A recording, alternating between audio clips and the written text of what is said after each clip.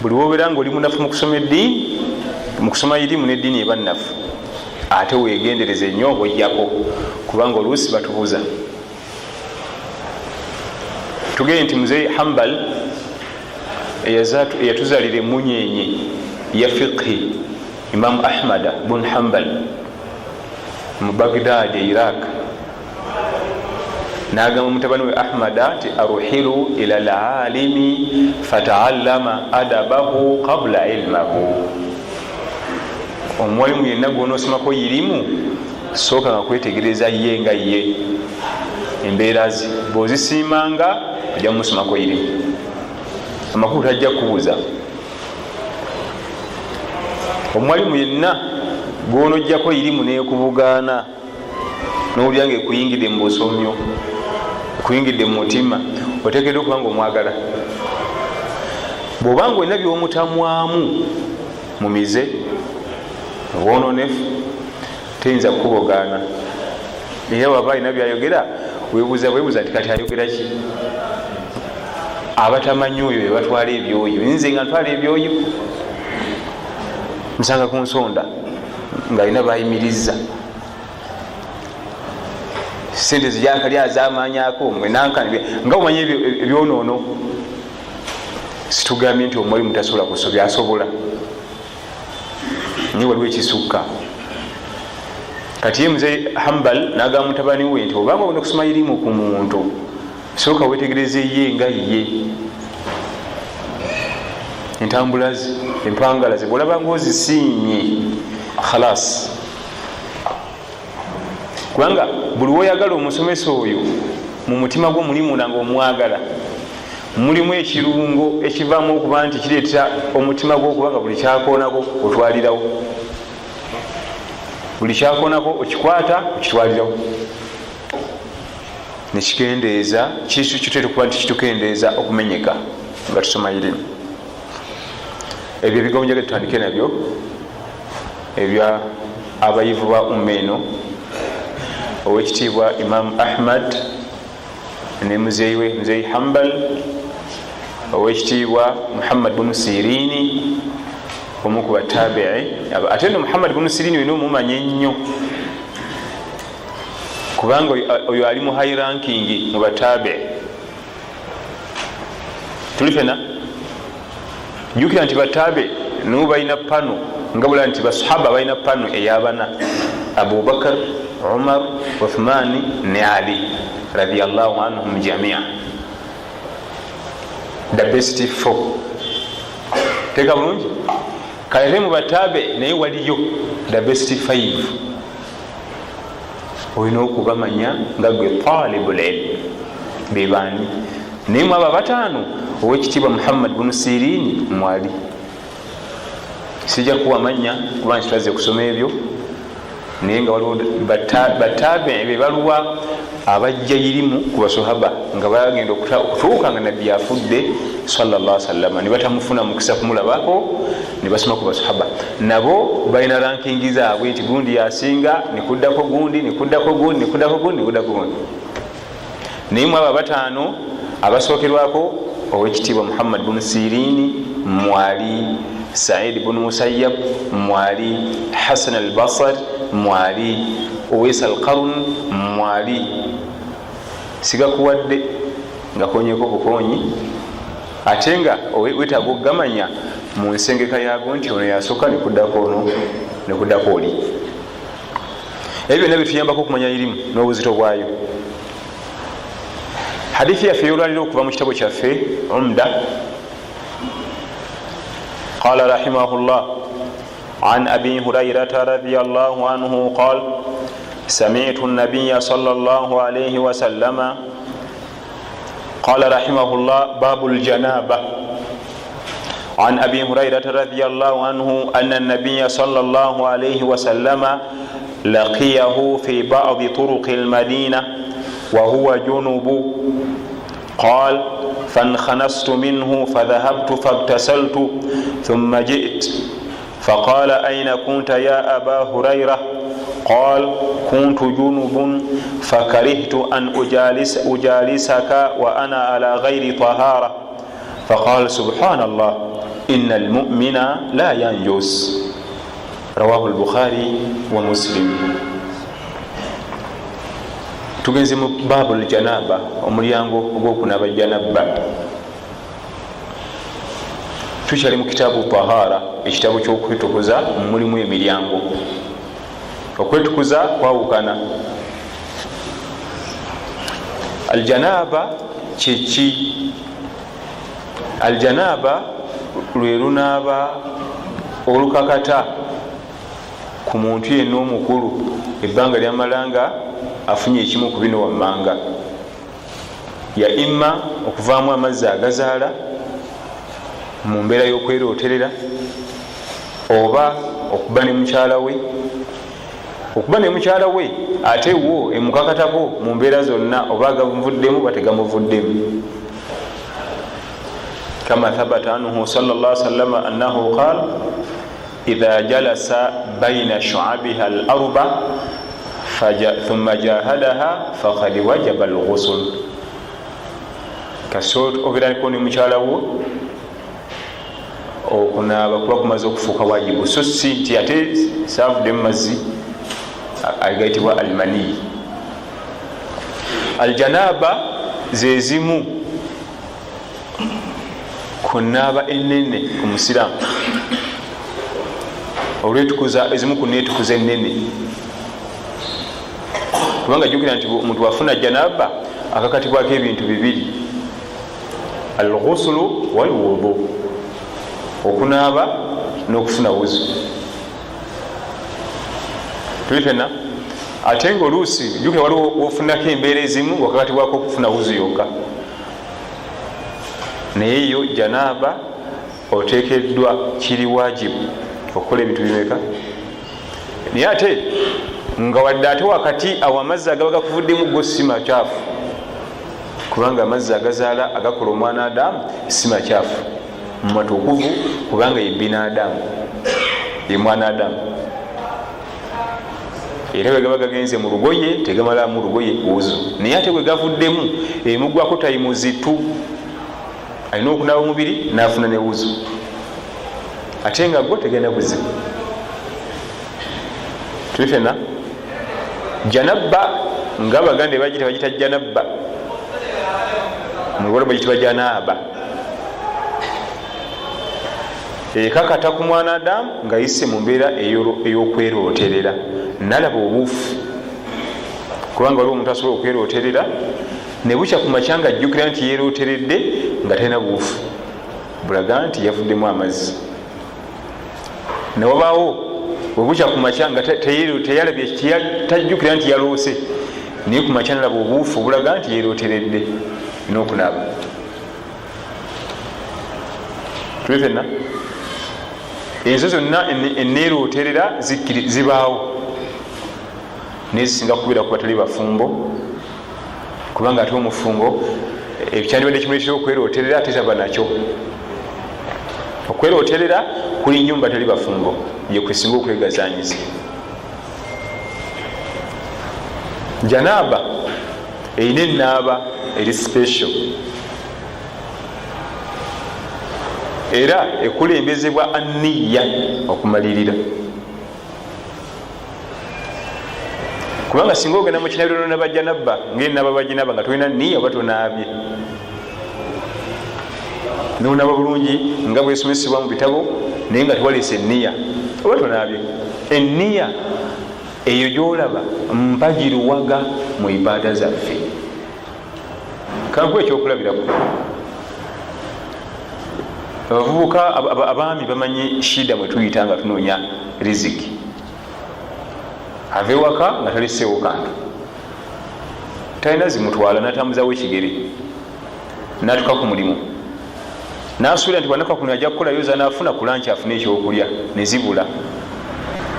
Nabeerawo nezibula okuva ku makya talinako mba ku kantu mpaka magaribi. Aba yasiibye,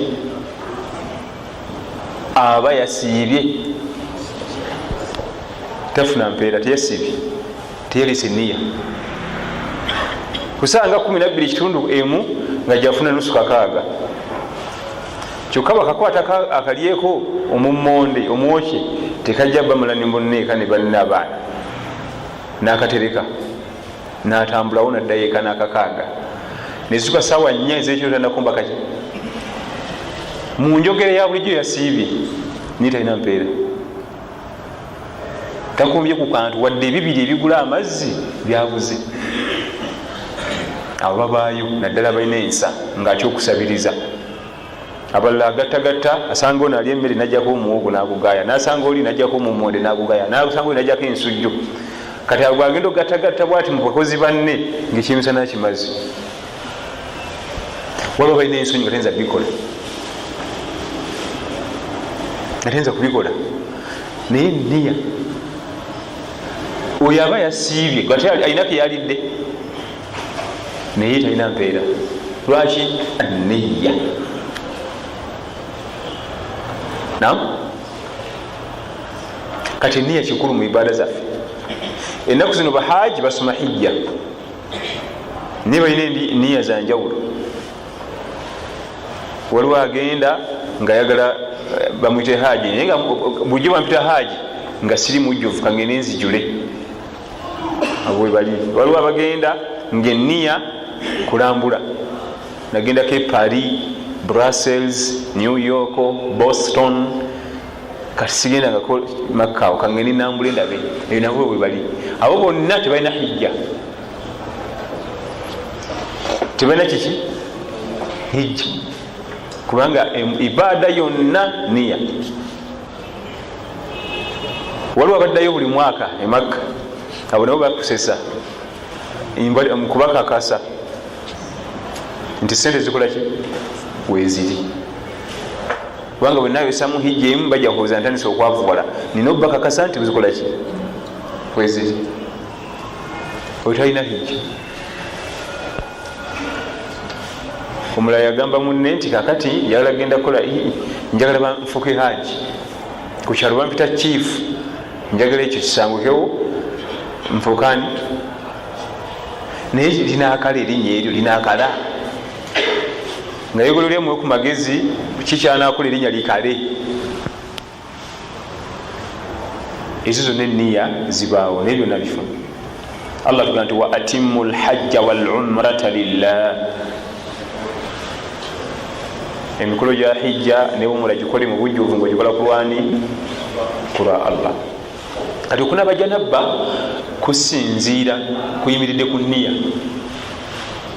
bannafiqihi nga bwe bamanyi osobola okunaba olunaba oluli nnomo ngaolwa bulijjo noyingira mu kinabiro niwekutakuta niweyira amazzi naye olwokuba nti waleese eniya nti onaba janabba oba onaabi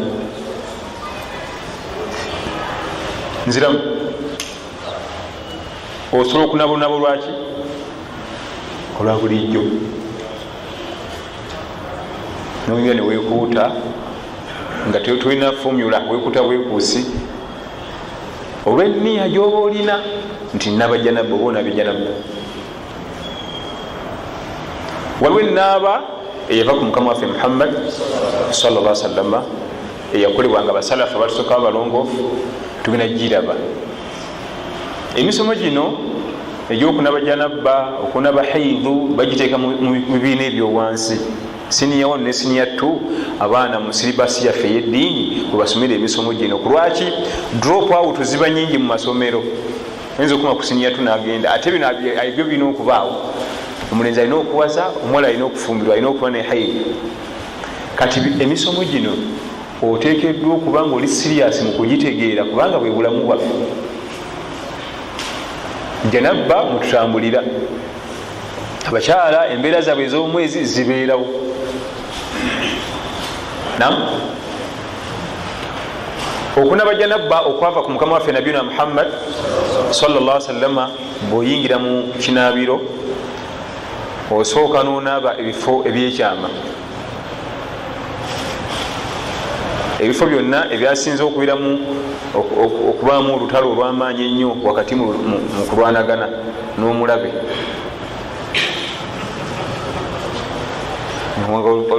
olutalo lwanyinyitidde nnyo mu kifo ekyo eriyo eyo baddewo nnyo osooka okunaaba bulungi n'otukuzaawo bulungi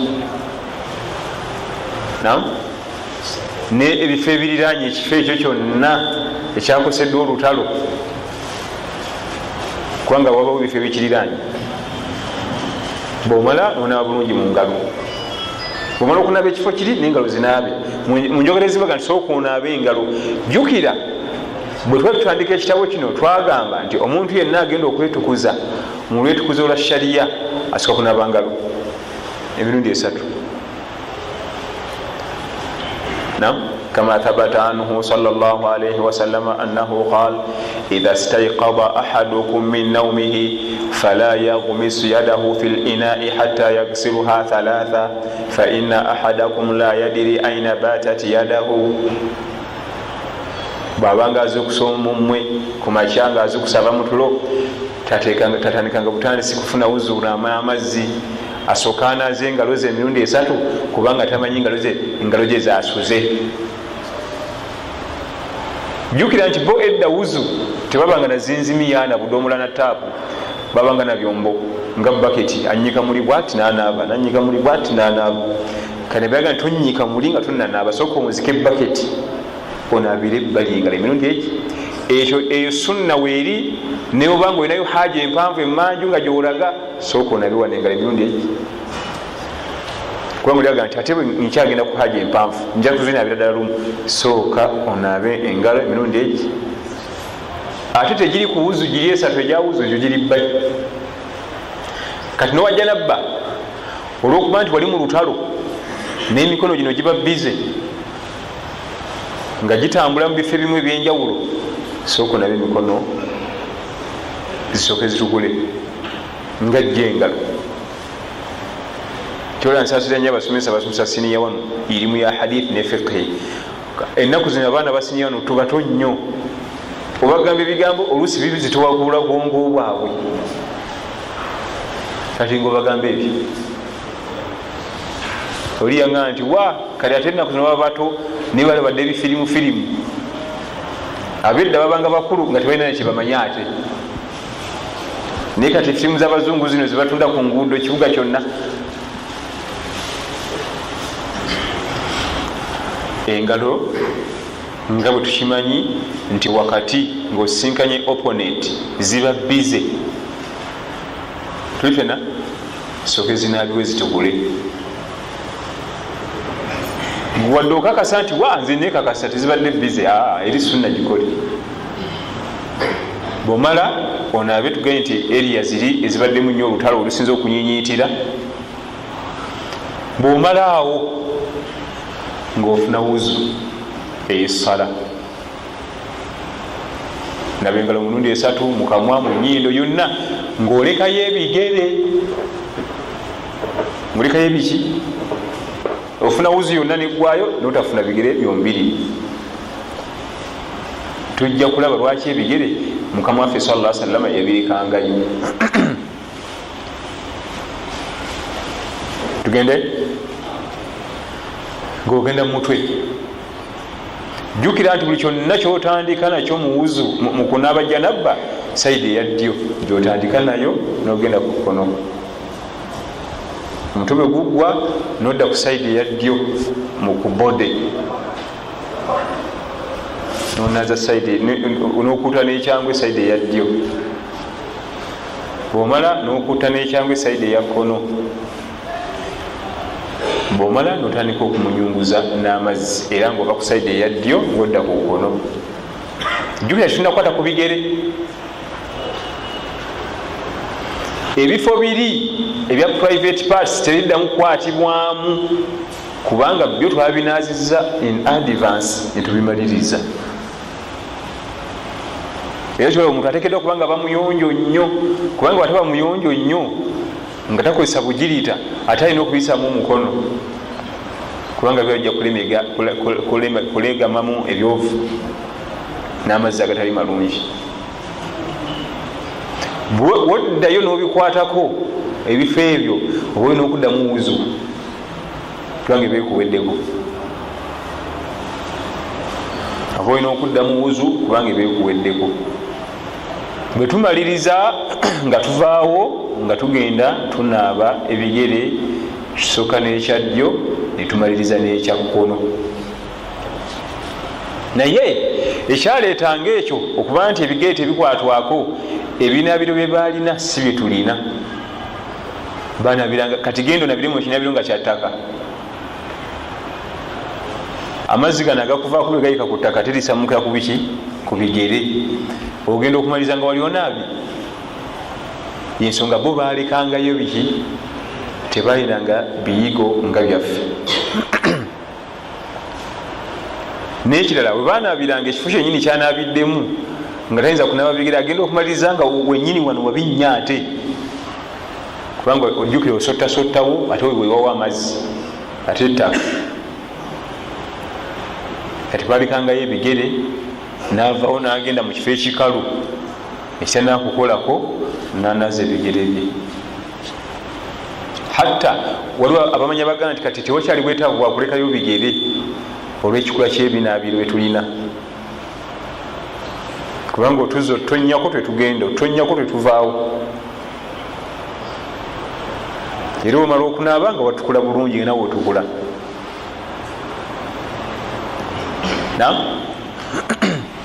Ebintu by'emirembe egyasooka si byebimu ne betulina, wadde balinanga ebiyiga ekika ekyo, naye tebagambanga nti tulabe tubonyebonye eduniya eno. Ewa omuntu wanaabira byabawanga ate essanyu, kubanga bye baali bamanyi.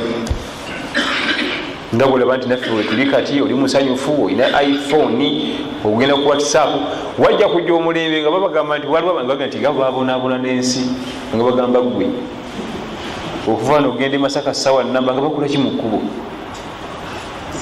nga babonaabona sawa namba okola ki mu kkubo, nga bazze mu dakiika 2.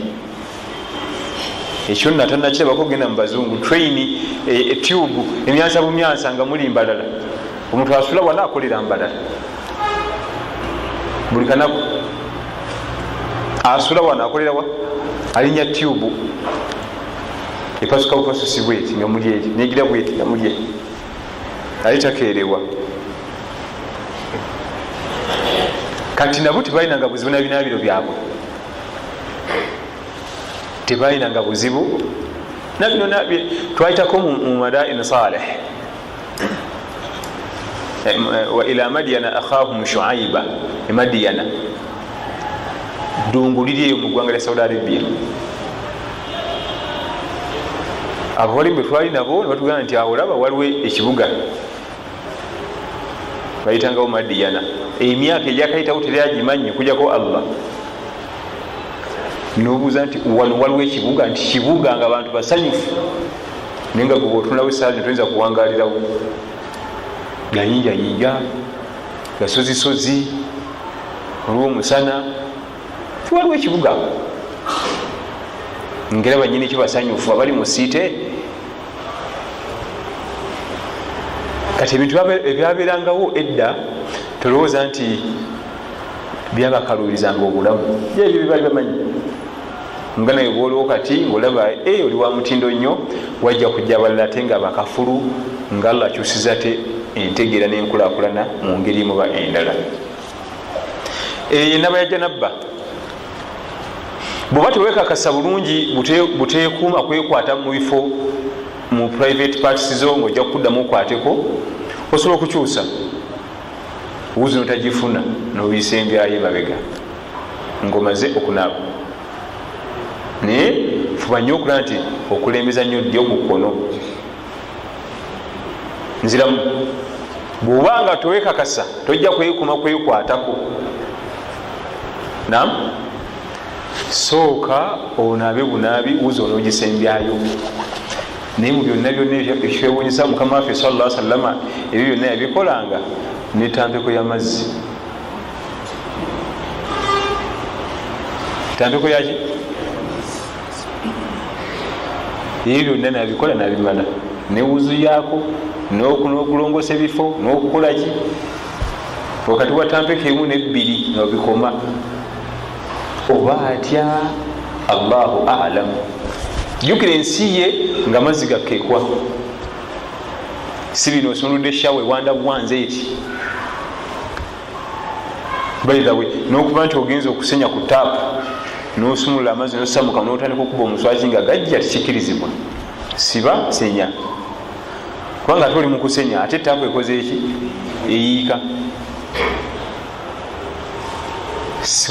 soka osibe senya bwonoba wetaaze sumulula ate tekinologi kati gyalaga bwotekawo ngaekuwulira ngaekuwa ojjawo ngaesiba za sensa nazirabako mu nsi ezimu nga kuba tezinatuuka wano balwabwavu bakikisimanyi ewulira musaayi negaba amazzi bweguvaawo nesiba katwali ne bahaji kate bazimenye anoonya wasumula talabawo alabi kutulayo amazzi seeka nga tegajja tigweteekawo wa wenteeka nomulaga bwoti negajja nti wedda mazzi sawa namba ndi wano teekawo butesi bwo tibugajja kolaki bwegajjula mu kibatu ngojjawo ngaonaaba ngozaawo abatera okutambula baati bazirabyeko bayidawe n'okutambula kikulu ofubanga nnyo allah tuga nti fasiru fi lardi fanzuru mutambule mu nsi mulabe gweoba tosobodde kutambula omwana affe musindika atambule omwana maze siniya fo muisinte agendeko ekigali adde yekka bwogo ate ngenda nani alinye agende yasomedde ekikati byeyasomera nabikozesa dde kulwaki lwotambula obwongo bugazi ova mu cupa niye omuntu myaka 5 katwe alidina ndejje katwe alidina wetololera bwati obwongo yamanyi byaggwayo si kujerega okutambula kikulu kisumulula obwongo era omuntu bwaba atambuddeko bwadde bwati muyinza okuba muna byemukola nabatunuulira nga ye atali ku stepu yawagguluko ku bimuliko nasirika kikulu okusenya nga tapu ogisumuludde eyiika obeera mubadiibuuda wala tusirifu innahu la yuhibu lmusirifin temudiibuudanga kubanga allah tayagala badiibuuzi siba neyo shawa eyo abanabisa shawa allah bawadde kasente mu nyumba mulimu ekinabiro mulimu shawa ewanda mazzi si kudiibuuda budiibuzi mazzi agasumuludde gayiika ali kubibye wano gwe gayiika ebyo si bitendo byabanaddiini okudiibuuda wadde zigasasula gozirina era tegalina buzibu tolina kudiibuuda aljanaba bwetyo bwetambula erina enaaba ebika 3 ekika ekisoose kyetwayogeddeko ekiri nomo nga wano bova okumyewako otuyanywala okunabako osobola okunaba janaba nesisimu eyo ogana nti bisimilah ngenda kunaba janaba niwekuuta noyira amazzi oba enaaba eri gyetwogeddeko eyokusooka okunaba ebifo engalo nonaba ebifo ebibadde ennyo mu battlefield nofuna wuzu notandika okukuuta oludda olwaddyo nozaako kono nomunyunguza nosimbayo ebigere nayo weeri oba okusooka okwekuuta nomunyunguza nosimbyayo wuzu nayo tariqa ekkubo eryo nalyo teririna buzibu hadithi ya abi huraira abdurahman bunu sakhar addawsi bamuzaala khaybar omu ku basahaba nabi muhammad sallallahu alaihi wasallam abebbeeyi abakwata ennyo irimu eya hadithi lumu yali alina gyava nasinkana mukama waffe sallallahu alaihi wasallam namwewala namwebalama nayita eri nga tayagala kusembere ani yebalama abi huraira tayagala kusembera eri mubaka muhammad sallallahu alaihi wasallam nagenda wayita akaseera najja mukama waffe nambuuza nti aina kunta ya aba huraira obaddewa mutabani wange namugamba nti natidde okusemberera nga najja naaba nga ndi munagisiwavu nadde sinza kusemberera mbaka wa allah sallallahu alaihi wasallam nga ndi munagisiwavu nengenda mala okunaaba badde najja nabba nabbi nagamba subhanallah nga yewuunya yayawukana allah namugamba nti inna almumin la yanjusu omukkiriza tabeera najis watiridde bwerere okujja gyendi okuneyolekera okumpi okuyisanganya nange watiridde bwerere omukkiriza abadan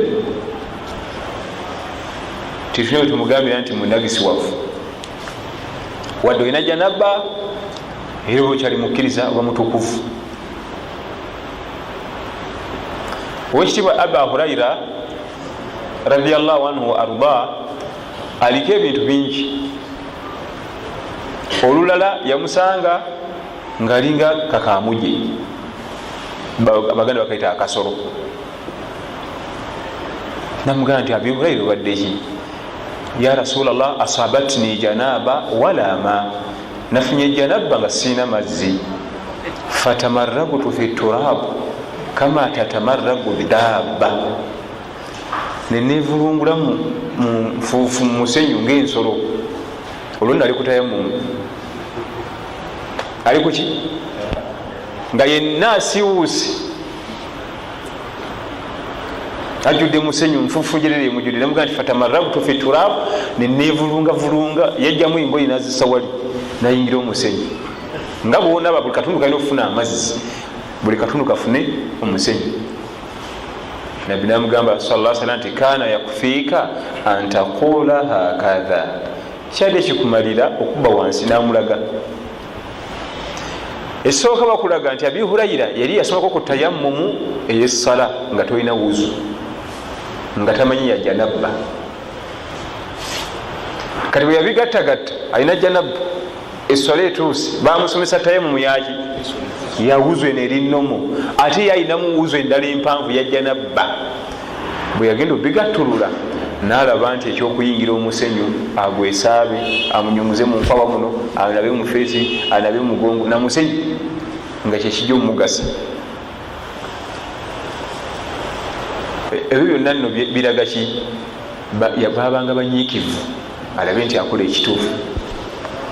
ate bwe yalinga akoze ekyakoze kyonna nga takyekakasa, ngaakiripootinga wa mukama we nga muwamu ekituufu.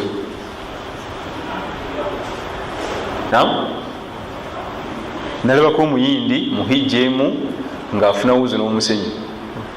omusenyu gwenyini nayoola nanaza omukono gwali nundi esatu, nadda kugulu nagunaaza, naye nga bwakuba emyasi kubanga yatadde mu nyindo omusenyu.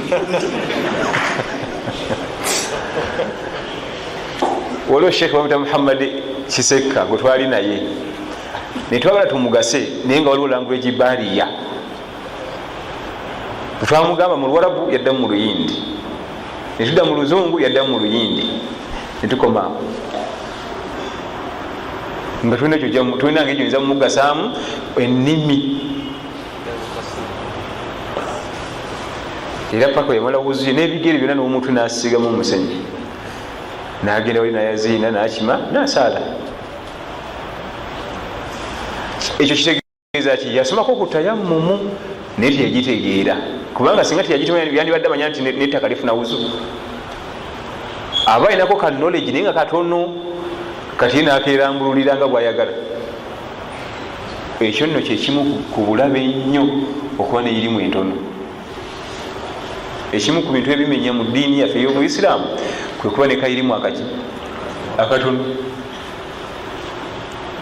omenyeka nnyo nnyo, ate tokuma kumenyeka bumenyesi nomenyeramu abalala,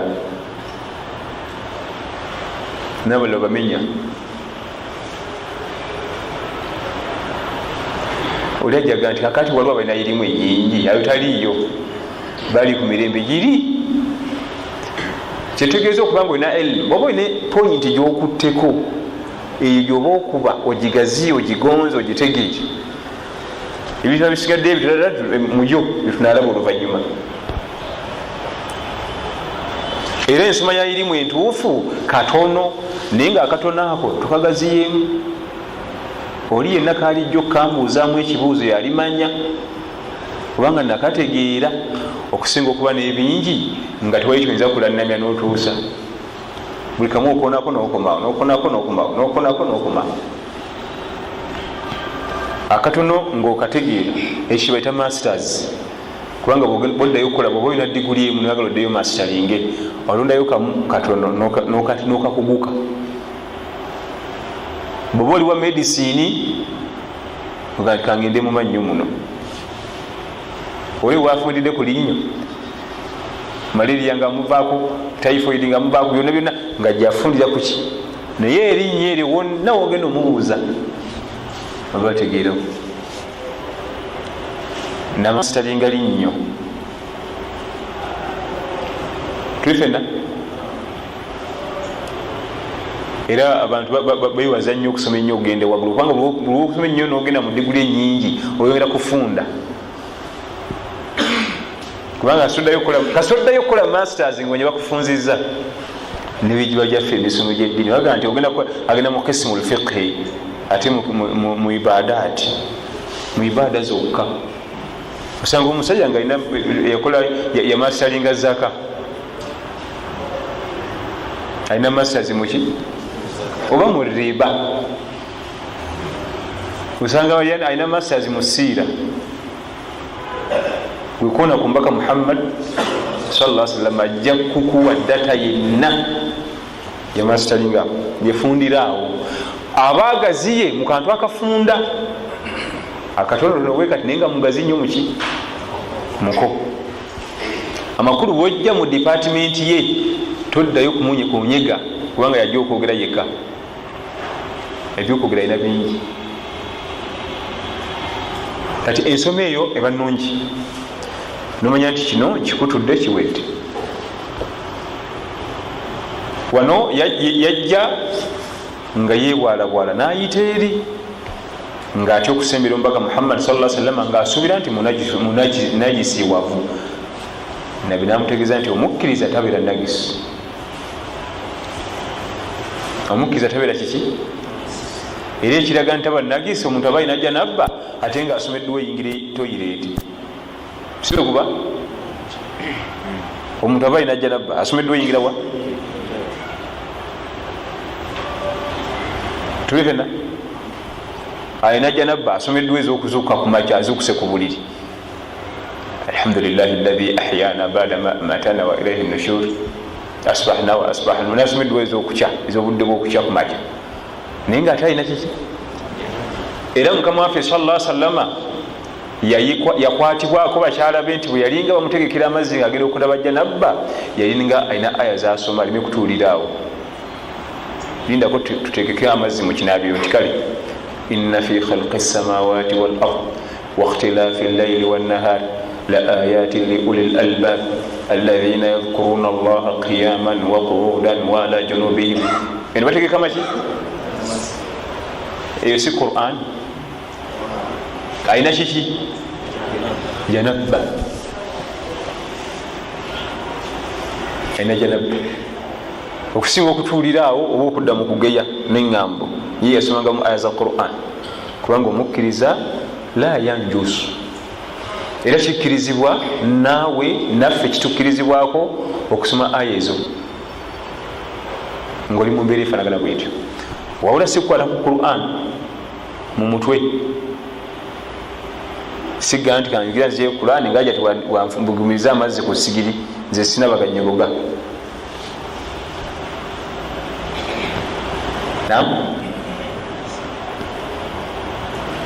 sigamba nti kangira nze Qur'an karim. Waliwo amasala agaga nti jjukira nti okunaba janabba okwo ennaaba ekika ekyo yennaaba yennyini egenda ku haid ku bakyala nga bali mu periods zaabwe bazimatiriza yegenda ku nifas. Kati abakyala bali mu periods waliwo abawalimu ababata basome Qur'an ng'ekitabo okikwata bwe bati basome. Waliwo abawalimu ababata sibawakanya basobola kuba balina obujulizi bwabwe naye nze sikkiriziganya nabo. Ndi ku madhabu agaga nti omukyala ng'ali mu mbeera ze ez'omwezi asome Qur'an eri mu mutwe asomerwa mu mutwe gye yakwata ekitabo akite.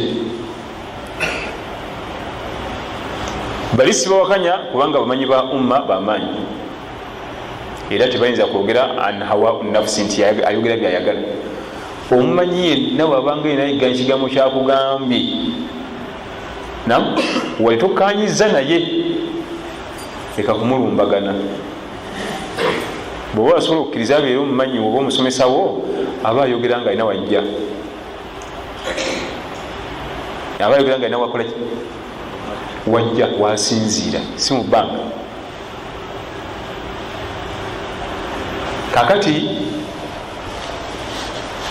omuntu ali mu janaba, omuntu alina janaba akkirizibwa okusoma Quran al-Karim naye nga asoma mutwe ngaomubaka Muhammad sallallahu alaihi wasallam bwe yasomanga aya ezo eziri ku nkomerero ya suratu Ali Imran nga azisoma nga bamuteekerateekera agenda nabe janaba sallallahu alaihi wasallam. bino wamanga tokkirizibwa kubikola ng'olina janaba. ekisookera ddala kusoma Quran al-Karim, ekitabo al-Mushaf Sharif ekikwata. wabula bwe kiba nga kiri mu kifo ekikyamu katugambe nti ogenza ogira bwoteeka Quran eri awo wansi ate wetuyita gijjeewo gisse mu kifo wegwanira. oba osanze oli adde agisoma nerabiro gibika n'agenda so gikwatako neyebika naye ogamba nti anze ngenze kutula kusoma Quran. tuli fenna tokkirizibwa kusoma Quran al-Karim okukwata ekitabo kya Allah tabaraka wa taala ng'oli mu mbeera eza janaba, so kugenda omale okunaaba. amazzi bwe gaba tegaliiwo, amazzi tegaliiwo, olina janaba, eswala etuuse, etayammumu eri emala okuba wansi nosimula ku feesi n'ebibatu basi, so si ekika kiri Abi Hurayra kye yali akoze. wabula amazzi bwe ganaalabikira ojja okunabira janaba, so si nti nagimazi. oyinza okusala subuhi nga tegalabise netayammu, nosala dhuhuri nga tegalabise netayammu, negalabika ku mwenda, genda onabe janaba. naye ziri eswala ntuufu. tuli fenna twakuwadde bubi wano tayammumu, oyisewo eswala yaffe ene yetambule tugende mu maaso, okyali mujinibu, okyalina janaba. weganalabikirawo oginabira, weganalabikirawo okolaki. era bwogenda mu kitaabu tayammum bakikoonako okitangaaza, kubanga abantu abalowooza tuloba ku subuhi natayammamye kati ne janaba yakoze eki, yeyitidde awo ate bwe banasobodde okusala eswala ongamuta nti nkyalina janaba. iyo janaba ebakweri. mu bimu ku byewunyisa kuwekitiibwa Uthman ibn Affan radiyallahu anhu wa arda we bamuzaala Makka, ku mulembe gwe nga ye Amir al-Mu'minin yakulembera Ummeni. jukira nti abo basajja yabeeranga ye mwazinyi ate ye imaamu ate ye treasurer. kati lumu yasaza subuhi nga alina janaba yerabira. bwe yamala nasoma zikaali babanga nazikaali zaabwe ezo zaabwe empanvu, sibyo bino ebyaffe ebya bugubugu genda kupakasa. kati obudde nebutandika okusaasaana ne butangaala. kati aba ayagala kuyimuka asale duha, obudde bwaswati duha butuuze, nalaba obuufu ku mubiri gwe mu bisambi muno obulaga nti alina janaba. abafumbo basobola okukimanya nti kubaako oluusi amazzi gagenda negakalira kuno, naga nti kabiritu nzeyuse sallaitu binnasi wa ana ala janaba, nsuse n'okusaaza abantu nga nina janaba. kunako kuzeyuka kwa kuno nkaddiye nasaziza omuzikiti gujjudde mulamba nina janaba. kati wulire namula oli yagamba nti kiba kitegeeza alina okuyita bonna ababaddewo mu subuhi addemu abasaazi eswala endala, kubanga tutaze tulina wuzu. ffe ezaffe eswala zabadde ntuufu, ffe twali tulina wuzu, gwe abadde talina. ezaffe ziba kiki? ffe twazina ffe tulina wuzu, ffe twali tuli batukufu. ate nono kenyini naye yali ntuufu singa teyamanya, kubanga omukkiriza bwakola ekintu kyonna nga yerabidde atwalibwa nti ali ku kituufu mpaka kasi tojjukira ngaobyononye. Kati ngaokulya mulamanzaana emisana oba osibulukuze ne bwoli akatogo ka sefulya naba n'ogimalawo n'omaliriza n'ogiteekayo noga nti nadde nasiibe, olunaku luba lutuufu era tuba nanjawulo noona enjala gweruma, tewali njawulo kubanga adde okoze eki. Naye singa ojjukira nga mukama mulimu ekijanjalo kirimu, ekyo n'okigaya n'okimira nti osibulukuse wadde owulidde esefulya namba kano akatono kano wojjukirira wetukukwatira. Amateeka ga shariya wojjukire wegakolaki amakulu omuntu okusala nga yerabidde nti talina buzu eswala eba ntuufu naye kasitajjukira nga bagisaza ddamu. Bw'otajjukirirako mpaka aba wasaala ate ekiraga nti wasaala nti tewalina wuzu kiru walina. Okwerabira mu shariya oba mutuufu mpaka ngaokoze eki. Bw'otajjukirirako ddala era osigala mu batuufu. Era owekitiibwa Uthman ibn Affan radiyallahu anhu wa arda nagenda ewakaawe naddamu naanaaba bulungi naddamu salaatu subhi kubanga yali ategedde nti yasaza talina wuzu, naye tekitegeeza nti nibali baddemu kubanga bo balina. Era imaamu asobola tusaza eswala fenna ngaeyiye yenfu ate ngezaffe entuufu ne mu mateeka amalala. Asobola tusaza nga mwononefu ngaeyiye enfu ngezaffe entuufu. Asobola tusaza nga talina wuzu najjukira eyiye ne bagisazaamu ezaffe nezisigalawo. Era nga bwekiri nti asobola tusaaza nga bamu ku basaaza ezaabwe enfu wadde ya imaamu ntuufu olwa enkola yaffe ey'emirimu eyawukana. Kyavudde tugamba nti an abi hurairata radiyallahu anhu anna nabiya sallallahu alaihi wasallam laqiyahu fi ba'di turuqi almadina. Abi huraira aga nti yasinkana nabbi mugamu ku makubo g'omu kibuga Madina.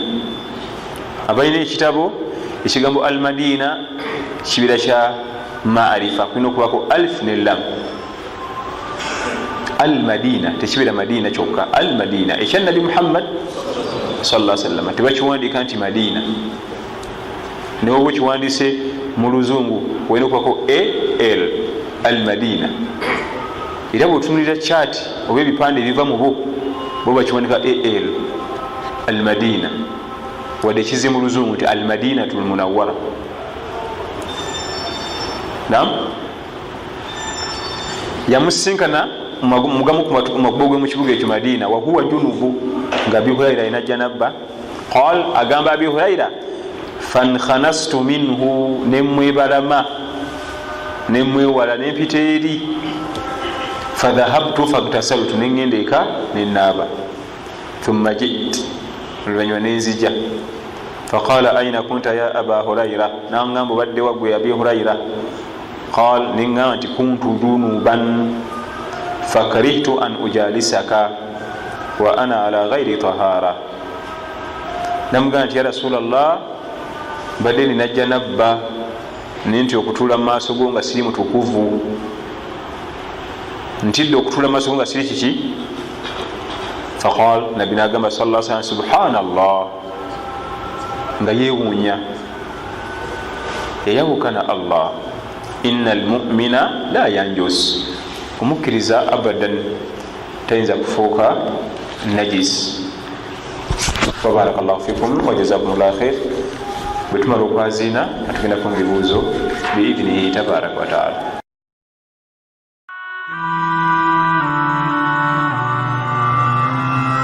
Ebyo twagadde tusobodde okunyonyola ku leero nga tuyingidde kitaabul janaba bitusaba Allah tabaraka wa taala tugase nabyo biidhinihi tabaraka wa taala. Naam.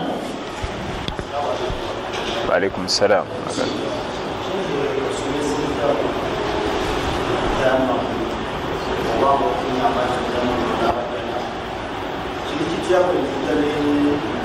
Amba ekyokonyeku kutayamu naye twakisoma emabega. amazzi tegaliwo ku salati dhuhur, ntayamamye bulungi nensala dhuhuri yange nenkuma wuzu mpaka ku asiri. Tayammumu esala eswala emu eya farada okujjako eza sunna. Tayammumu eswala tusigala nti nze okuva ku magaribi natayamamye era wadde kuyisha amazzi teganaddayo kulabika ddamu, sigala nti eri tenanzigwako ddamu tayamamye. Wabula oba osala za sunna zo osala sunna awusaala nga bwinza okumala magaribi noyimuka osalayo baadi yaawo nerakazi endala bina byosaba allahu awesaala, oba ngaogasse oyinza okuba oli wa safaari ogenda kusala magaribi neisha lumu, siga nti bwotula salaamu bwoti ngaoddamu otayamama tya nti esaala emu. Naye tetugikuuma wadde ogikuumye eddibwamu nziramu.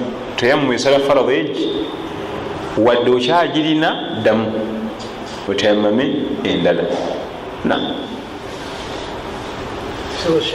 nzikirizibwa okulya daaku nga najanaba. Nzikirizibwa okulya daaku nga najanaba. Janaba terina buzibu nakusiiba, ebbanga limala nga wagifunye kiro so si ate emisana. Wabula ate emisana bwebanga izze nga si yakyeyagalire ngaeyokwebakamu emisana niweroterera naye tekosa kusiba kwa mwanadamu. Era hadithi weri nga mukama waffe sallallahu alaihi wasallam bwakyanga nga akyalina janaba ate nga tuli mulamanzani ngaasiibye nanaaba, terina buzibu okukizibwa okulya daaku ngaolina janaba. Waalaikum salaam. Shekhe, njawulo ki eri wakati wa gusulu ne janaba? Gusulu ne janaba bwogenda okinoonyereza yemu. Waliwo ebigambo byetwogera ngaekimu kiyingira mu kirala. Kakati ekyokulabirako omusiiba ne qadar. Omusiiba ne qadar ani atutaguliramu ako enjawulo wakati w'ebigambo ebyo. Njagala mukono bujjo tubikozesa nafunye omusiiba Allah yangeredde ebigambo ebyo byawukana byebimu twala njawulo.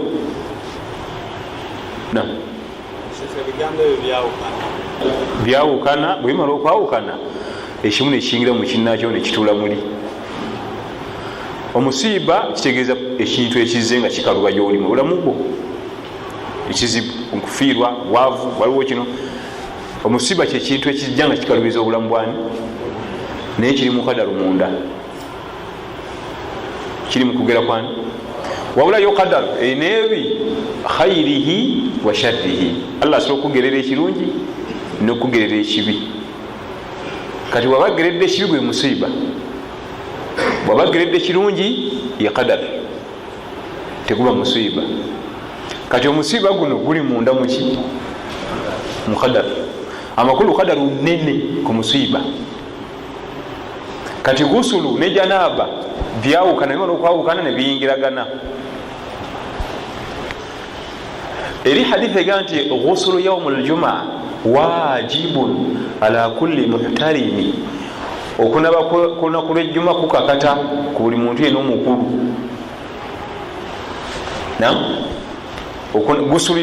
Gusulu yejjuma ekakata ku buli muntu yenna omukulu. Bannafiqi balaga nti waliwaffe ebiseera ebisinga tunakusala ku jjuma ntuufu mu nsala yazo yennyini ejjuma nti yiino batono nnyo kubanga kitumanyire byetukuli bituliko. Kubanga ku jjuma omwami akubirizibwa ogendako eri mukyala we alyoka ajja asala ejjuma, ogendako eri mukyala we. Jjukira bwogenda eri mukyala wo okunaba kuba kufuuza kiki kyeyali ategeeza sallallahu alaihi wasallam. Lwaki omwami yandibadde agendako eri mukyala we ku jjuma? Concentration mu ibada, asobola okuba nga atebenkera muki mu ibada. lwaki twagala tebenkere size zino ejuma ezaffe zetujja bugubugu nga babazire okutandika okusoma kutuba bali abasajja bajjanga okusoma kutuba mu juma ngebuli essaawa nga 8 basome kutuba 8 hours before. Kati ng'omuntu omukulu ayinza okuba ali awo ali mu Kulaani atwaza ebirowoozo ne bitambulamu, abafumbo basobola okutegeera. Kati ebizo bitambulamu ne bigenda ne bisibira gye bisibidde bitira okuleeta okuba nti concentration ebula mu adhikaari zo baibada oba kusoma Quran asize kusoma adhikaari ze. Naye juma yaffe nga bw'ogimanyi ya bugubugu, edduuka otekako obutesi kufulu n'oddukayo katono oti oba wanvuyamu kutuba n'oyomba n'odduuka mangu oddayo. Naam, ekirandibadde kisinga obulungi nga bwe abasalafu bakikolanga, abeerako ne mukyala we ate jjuka goberako n'omukyala okubirizibwa n'omulamuke n'webakamu ku tulo dakika nga 3-4 n'ojjako obukowu okujjukira nti ate obeera n'omukyala okunaba kuba kufuuse wajibu. Amakulu gusulu gyogenda okunaba ya janabba, kati ogende mu jjuma ng'omutima guli wamu. Oluusi nekujja tugenda okusaalira wabeereyo fitina z'abakyala okusinzira oluusi engeri omuzikiri gye baguzimbamu. Waliwo omuvubuka omuzikiri kalenge yanga nti abasalafu ba Uganda nti tebalina buzibu na ikhtilaafu okwetabika n'abakyala, bo ekyo bo tebakifaako. Nemuga nti ani yagambye nanga agenda ku William olabe yanga nti oba ompakanya agenda kuki naddamu nasirika busirisi. Kati omuntu alina okusalira ejjuma ku William masijidi, omulyango gw'abaami gwe gw'abakyala gwe guyingiza ate gwe gufulumya, byonna biri awo.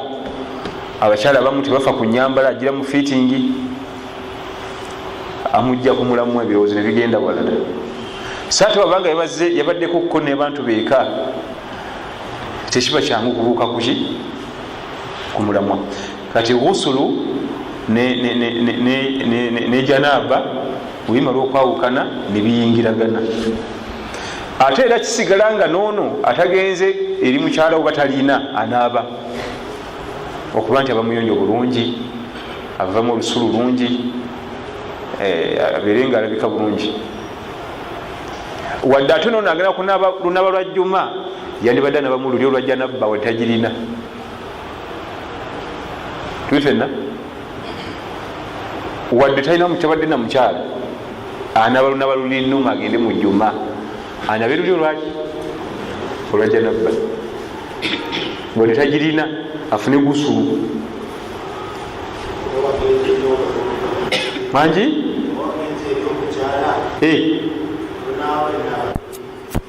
Bwe bagenzi eri omukyala tunaabe naba bbiri ebaimu oleta eniya bbiri olunaba lwejjuma eri yenyeyi yali ategeeza eyo ate eyo ogifunye bulungi, yali ategeeza ogifunye. Era waliwo n'ekirala awo omukyala ba ali safaari ajja akomawo olunaku lwakuno, omukyala yasiibye olunaku lwakumeka. Kati ngaomanyi abaami abasajja bakuze mu myaka baba safaari tabaddewo ebbanga liwezeeko akumyewo eri mukyala waba mwetaaga. Omukyala mugaa nti lindako nze nasiibye mala okugusa ki olunaku lwange, ne bankubira akasimu. Omukyala ne mugaa nti ekyo kirungi, ogenda funa empeera za mirundi egi siibulukuka, ezo empeera Allah azikuwe. Ate ne wano we mulaga nawe waliwo ki okusinga okufuna ez'okusiiba zokka, funa ezi eni yabadde mweri nga tosuubira nti bino binaagwawo, siibulukuka olunaku Allah ajja ddukuwa. Bwamala oddukuwa neeno geemu yennyini yemugendako eriko naye empeera. So sigamba musajja amaze mwezi mulamba alaba abakyala naye kulumya sirisi ate nti nze nasiba erinda ddi. Bwe tufiirirwawo mukyalo nti ate bamwita mukyalo. Sheekh alina ekibuzo ekirala abuuza enjawulo wakati wa almaniyu ne almadhiyu. Naye twabisoma emabega era twabissako nnyo omulaka nti ntubirannabye sibe guli. Almadhiyu twetuzza otutono otuva mu mwami ng'alowoozezza ku by'obufumbo. olusi tondo limu babiri era tuba twa siliva nga koyini zino ez'ebibiri singa tukala mu lugoyi tondo liba tini nnyo era totuwulira nga tuvaamu mwanadamu gebata almadhiyu era bwobeeranga nofuna embeera ezo omukulu nastretchinga ati bwa stretchinga bwoba nofuna wuzu kebeera mu kagoye kubanga kayinza okuba tekalina wuzu kubanga wewakala waba walabika mangu waba masamasa oyowa otuzi n'okunyawo tuli fenna ne bwanakubwa nanazibwa kubanga tulowooza bwetuba twagenze ku lugoye yiye yasigadde talina ate almaniyu go amazzi ago agakola omuntu go tegasobola kuvamu nga tomanyi gamaanyi gafujjo malala nnyo tegalinga almadhiyo era go mangi tegenkana mu butono nti genkane almadhiyo wa barakallahu fikum barakallahu wa alaikum salam ongere okugaziya ku nabajanabba yonna naddala ku saidi y'abakyala n'enviiri zaabwe inshallah taala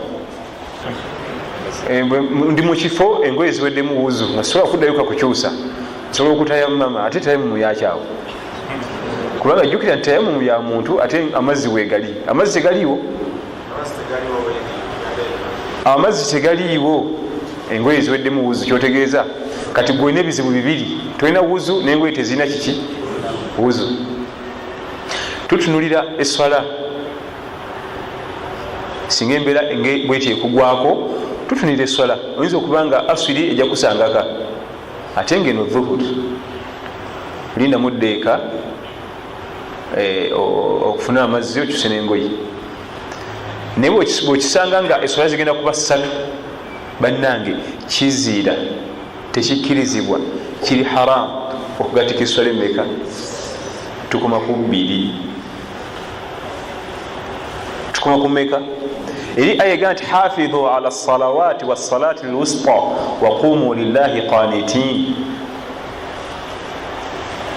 abakugu bagira namya mwekuume nnyo eswala mukuume nnyo naddala eyowakati la asiri todiranga asiri kugiteeka ku magaribi obuntu buli bubiri togatta swala 3 ate ez'emisana tozitwala mu kiro mbu asiri yayisala ku magaribi ddi ez'emisana za misana ezakiro za ddi zireke eyo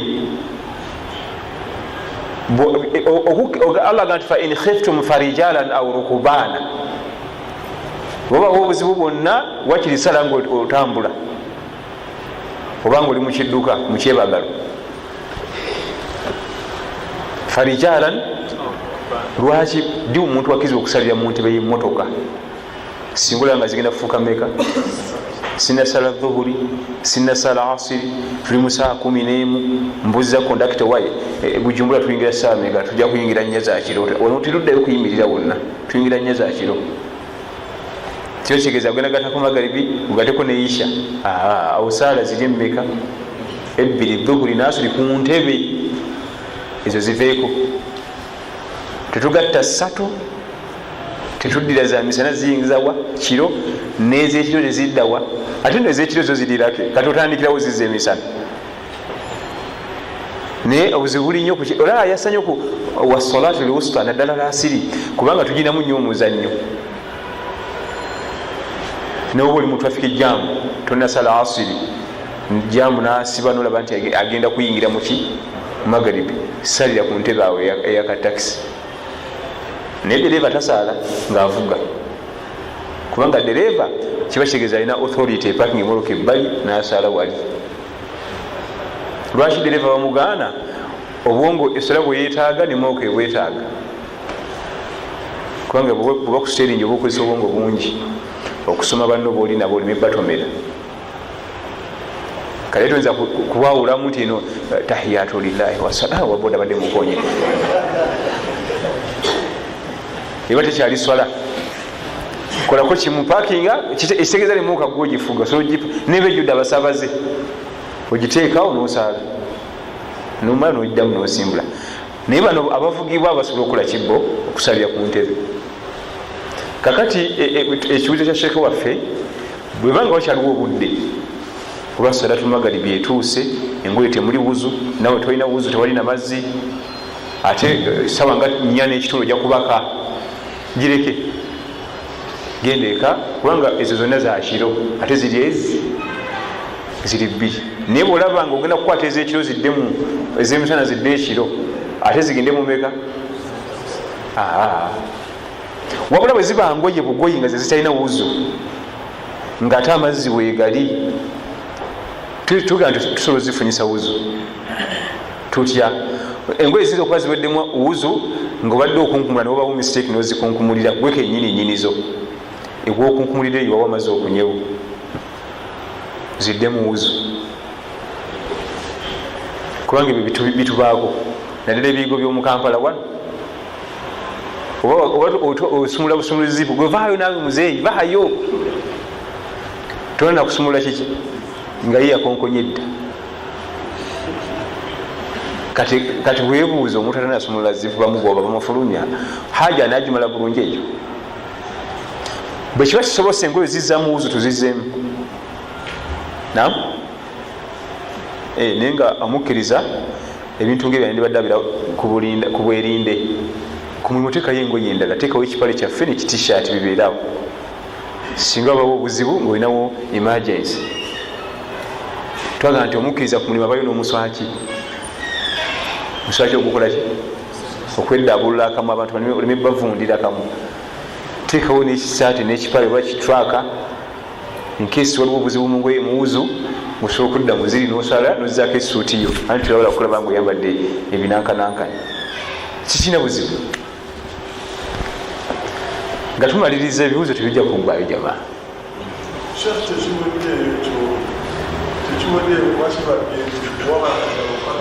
nkanga bwegaye nti tewali mazzi ate neswala zigenda kuva mu kiro ezekiro zigenda kugira osalirawo bwetumala okikakasa nti tewali otayamama nosalira mu ngoye kati nga bannaffe abeera mumakomera gaffe agabwana agatali ga busiraamu engoye ozaziba mu wuzu ezo mu buseeroseero omwo tolina gwe ojja kusaba mazzi mbu nfuna wuzu eyo kyokka kikubira batuuni zotalabanga era olumala okunkumula mu kidoli nga asiba empale ngaate akima eswala wali oit naye ate munange mu nsi ez'obusiraamu si bwe kiri bafaayo okulaba nti wuzu y'omuntu ebannungi olit naye olwokuba nti sisitemu ya kiyudaaya bo tebafaayo gonomanya neswala era basala nazo ngengoye temuli wuzu naye eswala terekwa n'atayamama n'asala katusembeyo sheekh ono origin tekina buzibu yaga nti singa abantu basikira nga era ebigere babirekayo tewali buzibu yaga nti ze ebigere byange mbirekayo kubanga buli kye baakola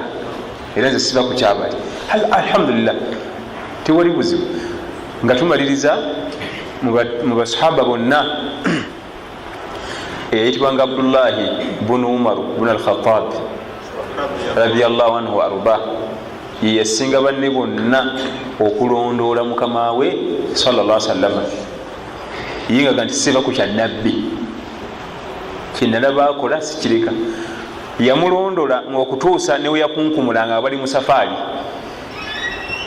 kibannange nti twalina enabbi yafukako wano mukituyimirire nga balina okwekaka bakunkumulewo webaali alangi mu safaari nti wetwakima ku karestaurant netulyamu emmere temulya tujja kulya kali kubanga eri wetwayimira nenabbi nakole ne ku luzi we yanywa amazzi mu safaari era lumu yabaga nti temunywa amazzi tujja kunywa ku luddako kubanga wetwanya nenabbi okutuukawo nga lwakalira noga otuuse jama tetukyasobola kudda mabega wala mu maaso wonna wetulaga tukakasa tewali luzzi tuli mu ddungu eddungu kitegeeza bukendevu bw'amazzi yagaana okusimbulawo awaliwo omuti nagana nti omuti ogwo gubeerawo gutya nga tewali mazziwa tugusimewo nga guna taproot ekeye wansi gyejja amazzi nebagasangayo ne banywa naye nga tayiseewo Abdullahi bunu Umaru bun al-Khattab radiyallahu anhu arda, nkugambye niwe yakyama okunkumula naye yakolaki kasaba nga yamulaba, era mu safari yomu amazzi agasiba mpaka wanatuukawo. Banne bonna abatambula ne nabbi sallallahu alaihi wasallam bali bangi, ye yamujjako ebyo nti buli ke yakola newe yeebaka. Titwava wano twasula lukaya naye yasula mu katundu wekati wasaaka falisoke. Lwaki nebake walanga omubaka weyebaka mumanyiiwo sallallahu alaihi wasallam. Bannaffe abagenzi okukola hijja bino oba banagenda okukola hijja bino bikulu. Esookera ddala at-tawaaf bilbeit, okwetolola ennyumba baitullahi alharam, ennyumba ya Allah ey'emizizo, alkaabatu almusharrafa, kaaba ey'ekitiibwa. wa idh bawwa'na li ibrahima makana albait alla tushrik bi shay'a inna awwala baitin wudi'a linnas lalladhi bibakkata mubaraka. Haji yenna anagenda okukola emikolo bino wammanga bikulu. Ekisookera ddala okuva mu bya shiriki n'okweraguza, kubanga hijja ayinza n'okufa nga tonnagikola. Jukira ebitundutundu 90 ku buli 100 kubagenda e Makka bagagga, esente zibayitaba. 10% gyendeseeyo be bano bannamba lujega, ogulga nti omugagga akwadde hijja nti kale nange ngenda, ye 10% gyenkoze eki. Naye ebitundutundu 90 ku buli 100 baba balina sente. Ate abantu ababeera ne sente tebaba na budde bwa ddalasa. Kati bebasanga byebakola abasinga okujjako Allah abasaasidde abatonotono, naye abasinga babeera nyumba ya shiriki, okunyweza business, okunyweza byanywezezza. Weekend ebedde nadeko embalala ntisomera ddala. Naam, niye omusajja mukulu omu nanziza wabbali oluvannyuma lwa ddalasa naŋŋamba nti agenda Makka, naŋŋamba nti kankubulire oli mutabani wange, ninze gwolaba mbadde nina Katonda ankuma obulamu, olubugo luli awo, mbadde nina Katonda ow'obugagga, waliwo eyampisa ku gwamiini nga batta abasiraamu embalala ne batanzita, naye ali awo. Naye ebigambo byoyogedde ntidde nnyo, nenga sijja kugenda kukola hijja yange nga nkyalina bakatonda abangi, kansigaze omu Allah, kansigaze omwani.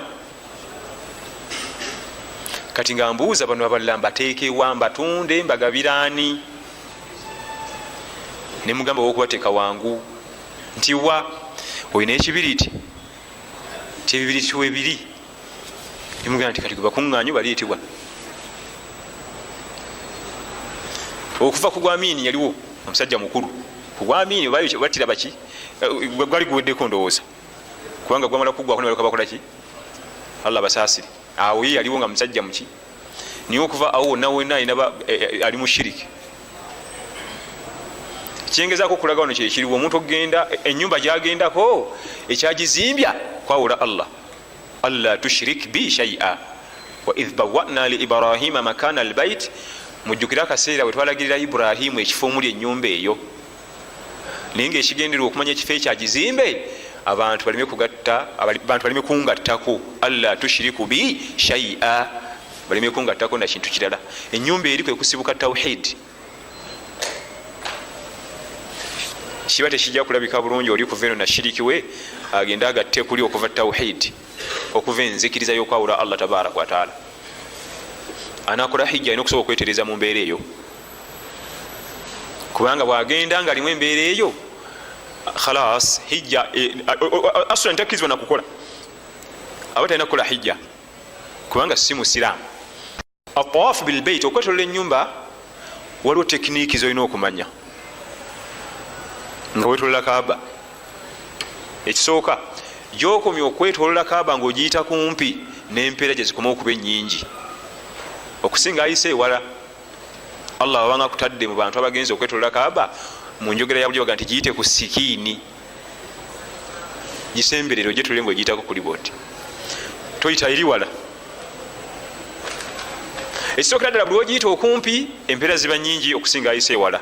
Ekyokubiri olugendo lukendeera, olugendo lukolaki okusinga ayise ewala. Ekyokusatu ogwe kennyini okukoowa kukuba kutono kubanga okendeza olugendo ate oli kuba kungi n'empeera zikendedde n'olugendo byonna gwe byowona ate oli byafuna. Lwaki abantu baba betolako aba baagala nnyo okuyita ewala? Balina bye balowooza mu bwongo nti lwogisemberera waliwo akavuyo kangi.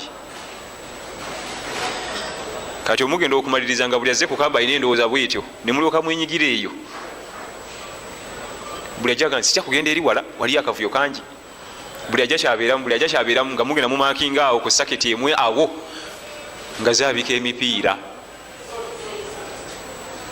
So nga bwe wogiyita okumpi bwoti omulundi guggwayo mangu, empeera za waggulu, okozesa amaanyi matono. Nam mirundi omusanvu n'ogimalayo mangu. Eyo tekiniki obanga ogenza okwetula kaba Allah nga kusaasidde gwesooka ogigende wali ku kisenge sikini wali ogiyita bwoti. So si kuyita eri wasembe eri. Tekiniki eyokubiri nga wetula kaba omulundi gwennyini ogusooka nti kati kantandika omulundi gwange sigwe ogigendako kubanga lwo nabalala baze okwetoloola. Ogenda oseetuka mpola mpola ngaogenda ogiriraana. So si kuva eri mulundi gumu nogenda nogituukako kubanga tojja kusobola. Waliwo abalala betolola bayinza nokukutta ngaoyagadde okubaabuluzaamu mbuga ogenda kukaba. Gwe sooka oyingire mu beetoloola otambule nabo muli munda mu buvuyo ogende ngaobba ebigere mpola mpola ngaomuvuzi w'emmotoka. Bwoba okyusa layini togira bugizi mulundi gumu bwoti nodda mweri. Era oteekako indikeeta n'otunuulira endabirwamu yeyeeri nomanya embeera bweyimiridde ogenda oseetuka mpola mpola. Ne banno nga nabo bavuga tojja bakosa tebajja kukosa odde mu layini gy'oyagala. Naye singa ogira bugizi bwoti omulundi gumu nova mu layini nodda eri bye biraala okugwa n'embaga. Ebiddako biba bizibu.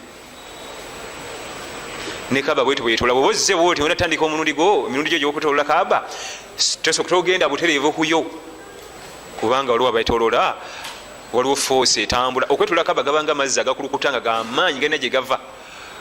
Kati gano agajja nga manafu kizibu gayitamu era gano ge gatwala gali. Ekyokuli bwotandika okugyetololera kuli okumpi bwoti nobala nti 2, 3, 4, 5 kasoweza emirundi 5 tandika okwetoloola ngaogiviira nga luli wagiyingiddeko. Kulwaki? Singa kakutanda nomalayo emirundi 5 ng'okya emirundi 7 ne giggwayo ng'oli ku kaaba tolina woyinza kuwaguliza kuvaayo. Bayinza nokukuzayo emirala 4 nga kyegiri mu pulaani kubanga tosobola kuvayo nobaabuluzaamu noyitamu n'ogenda. Osobola okwetolola kaaba newetolola omulundi mulamba nga tolinye ku ttaka oli mu bbanga oba bita byakusaaga. Ne bakutwala butwazi nga tolinyeko ku ttaka oli mu bbanga omulundi ne gujjula n'ogussa bwali. Buli okkirizibwa okwetolola kaaba olwetoloola olwa wajibu n'olwa sunna. Nga bwoyinza okubeera mu muziki nogamba kansaleera akabbiri ne kaaba bwetyo oyinza okuba oliawo nogamba kantwaleyo emirundi gyange 7 egya sunna. Kikkirizibwa emirundi gyonna gyoyagala. Nga bwoyinza okuga nti kansaleera akazange 2 nozima noga kanyongerera 2 kikkirizibwa. Naye okwetolola kaaba kulinga sala. At-tawaf bilbait kasala illa okwetolola nyumba eya kaaba kulinga eswala okujjako mukkirizibwa okunyumya. Amakulu amateeka gafuga eswala nga tahara yewuzu ne wali gafugawo. Olina okuba nga olina wuzu.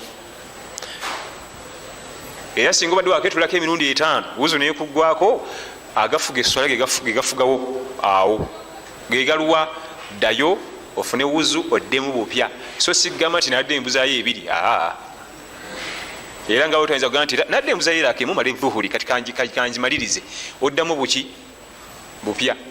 Ne tawafu bweri nokuba ne wuzu singa ekuggwako ngaoli ku saketi kuli oddayo nofuna wuzu noddamu bupya. Bwoba oyagala sunna era okkirizibwa. Naye abamu agenda nayetolola tawafu eya sunna kati aba ali ku saketi kuli wetwetololera kuli bwe tuti tawafu negenda ezitowa agenda okukebera essaawa yaketolera eddakiika 4 naye yaketolera emirundi 3 nagaya rabbi nga ate awulira akooyi naga kankome wano nedda. Omulimu gwonna ogwa sunna guba gwa sunna nga tonnagubagako, naye kasita ogutandikako tuba tukuvunaana, olina ogujjuza. Nga bwotayinza kugamba nti kasita eno sunna ne ruku ne bwenjibuuka, kasita sunna ne tahiyatu ne bwenjireka, oyinza okikola. Era wekikolera wetukukwatira amateeka ga shariya gaba gakukwata era gaba gakuvunaana. Owatandise byaki byotasobola, ani yabikutumye? Eyo tawaafu ey'okukaaba eyo oli agenda nti kantwaleyo sunna wano, nagiyingirira ati agenda okuwulira naddala ezo eza hijja ezo ng'ezitooye. Mwanadamu ali kuli musufu, bamukunyizamu olaga nti ekiyinza okukusonyiyisa okuva ku tawaafu ze udhuru shari'i, ebisonyiyisa ebya shariya ngaokulwalirako, obadde wetula n'ofuna obulwadde nga tukyasobola awuvaako, oba wezekusiga nti aba njikomye waneganyi, olina ogimalayo 7. Okwetolola kaaba bagiyita package, erimu obutundu A, okatundu A, katundu B, katundu C. Amakulu bwomala okwetolola kaaba olwo akalala akakuvunaana kolina okukola kekaliwa buli wetolola nga emirundi 7 gya farada oba gya sunna, olina okugoberezaako eraka 2 ez'okwetolola kaaba. Kyeva tugamba nti okwetolola kaaba olina okuba ne wuzu, kubanga womalira bwoti emirundi 7 eraka eza tawaafu, sunnatu tawaafu, okusalayo sunna yaki eyokwetoloola, lakezi 2. Sigamba nti saketi ebadde yazitoye naye katuke njimaliriza mponye, ekyabulako zirakezi 2.